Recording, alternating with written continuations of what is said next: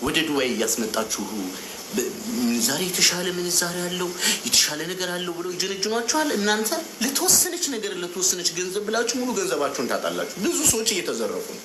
ዱባይ ላይ ቁጭ ብለው ከሳውዲ እያስመጡ ከጆርዳን እያስገቡ ከምን እያስገቡ ብራቸውን መጀመሪያ ላይ 1000 እና 2000 ብር ማኑ ያስነካቸዋል ያስገቡላቸዋል።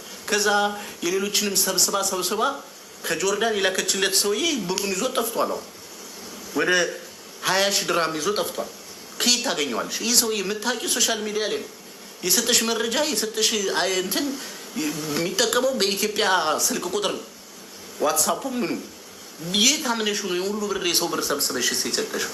ለምንድን ነው ብራችሁን ከሰው ሀገር ለፍታችሁ ደክማችሁ የሰራችሁትን ብር የሆነች ብር ትርፍ አላት በዚህ በኩል ብትልኩ ገንዘባችሁ ይጠቅማችኋል እየተባላችሁ የምትዘረፉት ለምንድን ነው? ለምንድን ነው ባላችሁበት ሀገር ሰብስባችሁ ብራችሁን በዛው ባላችሁበት ሬት ብትልኩስ? ወይ ከሳውዲ የምትልኩት ሰው የሳውዲ እና የዱባይ ብር እኮ የተመሳሰለ እኮ ነው። ምንም እንደውም የሳውዲ ትንሽ ከፍ ይላል የተሻለ።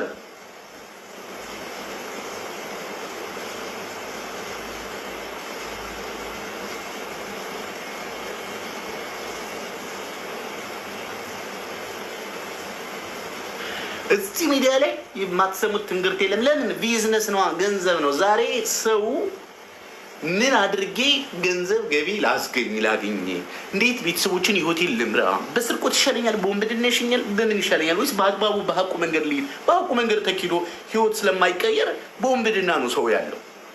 ስለዚህ የወንብድናው ተገላጭ የምትሆኑት ደግሞ እናንተው ራሳችሁ ናቸው።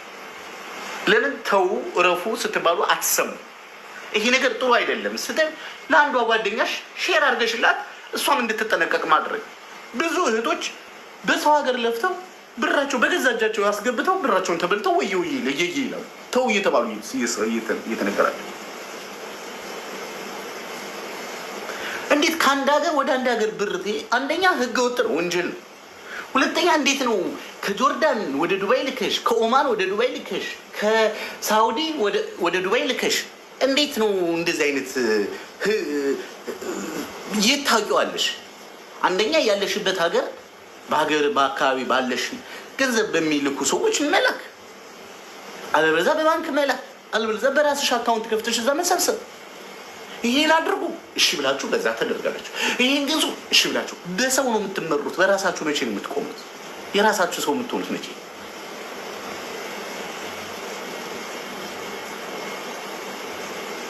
ታሳዝናላችሁ። ዝም እንዳይባል ከባድ ነው። ማን ነው አስቡ አሁን ለእናንተ ሲና ታድርጉ ይና ታድርጉ ብሎ የሚቆጣችሁ?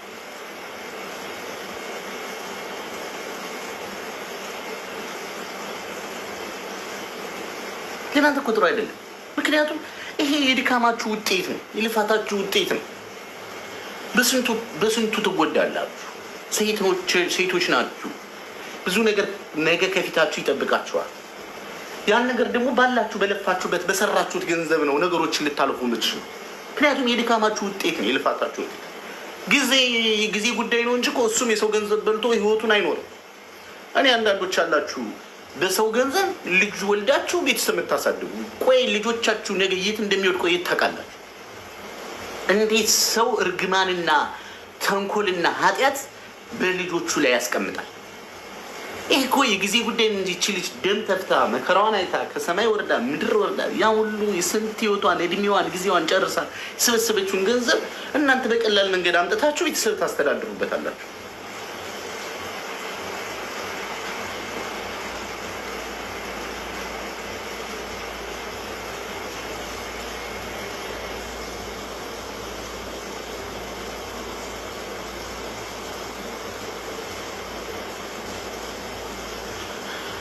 ለምን መሰላችሁ? አሁን ሚዲያ ላይ የምታዩት ሾው የምታዩት ሁሉ ድራማ ከእናንተ ገንዘብ ለመውሰድ እንጂ ለእናንተ የታሰበ ወይም ለእናንተ የታቀደ ነገር አይደለም። እጣ ብላችሁ የማትፈልጉትን ዕቃ ስትሰበስቡ ትታያላችሁ። የሆነ ሰው ድራማ ሲሰርባችሁ ትቀበላላችሁ። ህይወታችሁን ቆም ብላችሁ ጊዜያችሁን ተጠቅማችሁ ወጣትነታችሁን ተጠቅማችሁ ሳይረፍድ የሆነ ነገር ቁም ነገር ላይ እንድትደርሱ ከመስራታችሁ ጎን ለጎን ደግሞ ማሰብ፣ ቆም ብሎ ከራስ ጋር መወያየት። ምን ማድረግ ነው ያለብኝ? በፍጥነት ነገሮችን ከሰው ጋር ተወዳድሬ የምኖረው እንዴት አድርጌ ነው? ህይወቴንስ እንዴት ነው? ልጅ ካልወለድሽ ልጆችን ለመውለድ የምታስቢ፣ ትዳር ለመያዝ የምታስቢ፣ ልጆች ካሉሽ ደግሞ ልጆችሽንም በአግባቡ ካጠገባቸውን በፍቅርን ለማሳደግ እንዴት አድርጌ ነው ማድረግ ያለብኝ የሚለው ነገር በጣም ርቀት ያስፈልጋል። ቆም ብሎ የማሰቢያ ጊዜ ያስፈልጋል። እፍቲ እንደሆናችሁ አትቀሩም። የዛሬ 4 ዓመት የዛሬ 5 ዓመት እኮ ተስፋ የመቁረጥ የመድከም ጉልበት የመዛል እድሜ የመሄድ ሁሉ ነገር የማብቃት ጉዳይ ይመጣል። ያን ምን ልትሆኑ? በዛ ላይ ደግሞ የሰው ልጅ ትልቁ ነገር ጤናችሁ ይዛባል። ምክንያቱም በምታደርጉት ነገር ትበሳጫላችሁ። ራሳችሁ አድርጋችሁ ራሳችሁን ችግር ውስጥ ትከታላችሁ። እዚህ ሁሉ ችግር እግዚአብሔር የሰጠሽን እድሜና የሰጠሽን ጤና በአግባቡ ተጠቅመሽ፣ በአግባቡ ጊዜሽን ተጠቅመሽ፣ በአግባቡ ህይወትሽን አስተካክለሽ፣ በአግባቡ የተሻለ ሰው ሆነሽ በተሻለ መንገድ ትናንት የረገጡሽን፣ ትናንት የናቁሽን፣ ትናንት እንድትሰደጂ መንገድ የከፈቱልሽን ሰዎች ልትበቃያቸው የምትችዩ አንቺ የተሻለ ሰው ሆነሽ እንጂ ተመልሰሽ ወድቀሽ ተመልሰሽ የማንም መጠቀሚያ ሆነሽ አይደል። አንቺ ራስሽ በሁለት እግርሽ ልትቆም ይገባል። በዚህ ሰዓት በዚህ ሁሉም ለራሴ በሚልበት ሰዓት ይህ ሁሉ ነገር አልፈሽ ልትቆም የምትችይው አንቺ ጠንካራ ሆነሽ ስትቆም፣ ነገሮችን አርቀሽ ስታስቢ፣ ስማርት ስትሆኝ ነው። ሰዎች የሚያደርጉትን ሳይሆን ራሴን መስዬ መኖር አለብኝ በሚለው መንገድ ስትሄድ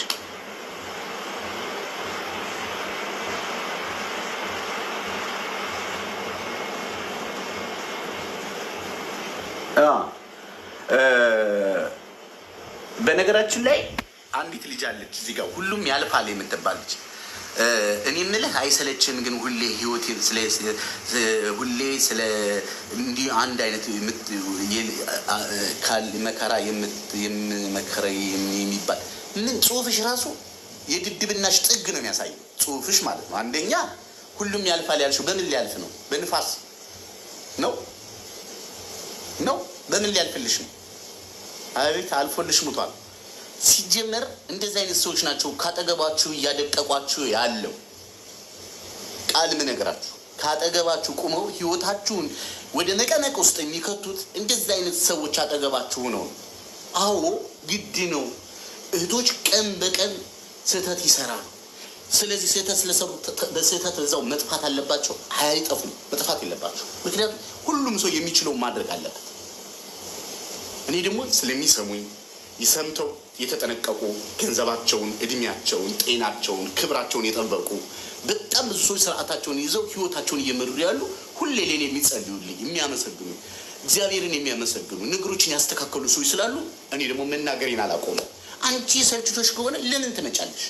አይሽ ለውጥ የለሽማ። ዲፍን ስለሆነ ጭንቅላትሽ ለውጥ የለም። ሁሌ ግን እየመጣሽ የሰው ወሬ ትሰሚያለሽ። አይሽ ስለዚህ አንቺ አጠገብሽ ያሉትን ሰዎች አክሳሪ ነሽ ማለት ነው። አንቺ አውዳሚ ነሽ። እንዳንቺ አይነቶቹ ናቸው እህቶቻችንን መቀመቅ ውስጥ እንዲገቡ ያሉ። እዚህ ቁጭ ብለው ብር ከሳውዲ ያላችሁ ወደ ኢትዮጵያ ወደ ዱባይ ብትልቁ ብሩ ጥሩ ይሆናል፣ ምንዛሬው ጥሩ ነው እያላችሁ የምታስልኳቸው እንዳንቺ አይነት ሰው አጠገባችሁ ያሉት እኮ በቀቀኖች እኮ ናቸው። ወይ እነሱ ህይወታቸው አላለፈ ወይ እናንተን ህይወት አላሳለፉ። መንገዳችሁ ላይ መሰናክል ላይ ቆመው እነሱ እኛ ባልነው ብቻ ነው መሆን ያለበት እንጂ እናንተ ባላችሁበት አይሆንም እያሉ መንገዳችሁ ላይ መሰናክል እያደረጉባችሁ ያሉ ሰዎች ትናንትና እነሱ ተሳስተው የወደቁበት መንገድ ላይ ለምን እኔ ብቻ ወድቄ ይቀራሉ እሷም መውደቅ አለባት የሚል እልክ ይዘው ጥግ ድረስ እስከ መተት እስከ ማድረግ ድረስ ችግር እስከ ማድረስ ድረስ የሚደርሱ ስንት አይነት ሰዎች እንዳሉ እናውቃለን። ምንም ጥያቄ የለውም። አንቺ የሰለቸሽ እኔን አልሰለች። እኔን ለምን አይሰለች? አንቺ የሰለቸሽ ለምን መሰለሽ? ምክንያቱም በየቀኑ እህቶች እየነቁ ስለሆነ አንቺ የጠየቅሽውን ጥያቄ ስለማይቀበሉሽ አንቺ መተሽን ጀጅ ታደርጊያለሽ። አየሽ፣ ይሄ ነው ትልቁ ለውጥ አንቺ ጋር ያለው። እኔ ደግሞ በየጊዜው እህቶች ህይወታቸው እንዳይበላሽ የምችለው ይሰማሉ። በጣም የሚሰሙ ስማርት የሆኑ ጎበዝ የሆኑ ልጆች አሉ። ምክንያቱም አገሪቱ ላይ ያለውን ሁኔታ ስለማያውቁ ሁሉም ወዳጅ ስለሚመስላቸው ሚዲያ ላይ በፊልተርም በምንም ማምረውነቱ መተው እያጭበረበሯቸው ስለሆነ እኔ ደግሞ መቼ ለምችለው እንደማደርጋለሁ። ይሄ ነው የሚፈለገው። ጋን በጠጠር ይደገፋል ይባላል። እኔም ደግሞ እንደ ኢትዮጵያነቴ እህቶች እኔ አብሬ እነሱ አይደለ እነሱ እኮ ናቸው ስራ እያሰሩኝ ህይወት እየኖርኩ ያለው። ስለዚህ ለእነሱ ደግሞ ማገዝ አለብኝ ግዴታ። ማገዝ አለብን። አያውቁም ተብሎ መጣል የለብን።